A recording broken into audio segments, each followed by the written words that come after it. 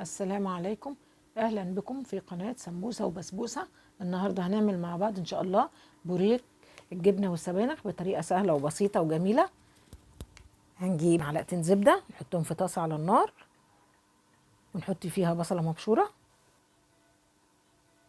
ونقلب وندبل البصل، وبعدين نضيف 6 فصوص توم مفرومين ونديهم تقليبة مع البصل. وهنكون جايبين نص كيلو سبانخ ومقطعينه وغسلينه وهنضيفه على البصل. طبعا السبانخ ديت مفرزه كانت في الفريزر عندي. هنقلب بقى السبانخ مع البصل والثوم، وهنحط نص معلقه صغيره فلفل اسود وربع معلقه صغيره ملح، ونقلبهم مع بعض. مش هنكتر الملح علشان احنا هنضيف دلوقتي نص كيلو جبنه فيتا للسبانخ بالبصل المتبل.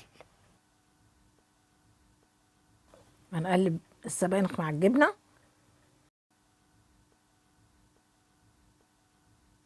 هنكون محضرين صينيه هندهنها بالزبده السايحه،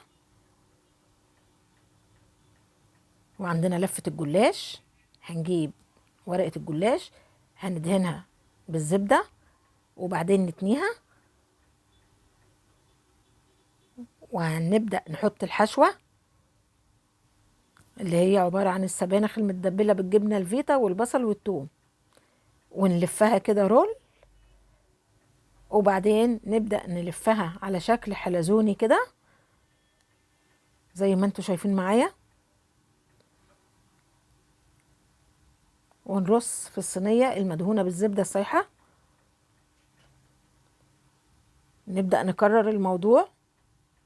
ورقه جلاش ندهنها زبده ونتنيها نصين، وناخد من الحشوه ونفرد، ونبدا نلفها رول ونتني حلزوني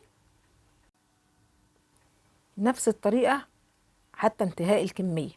بنكون بقى مسخنين الفرن، هندهن كله بالزبده من فوق ومسخنين الفرن، ونحطها في الرف الوسطاني على الشبكه.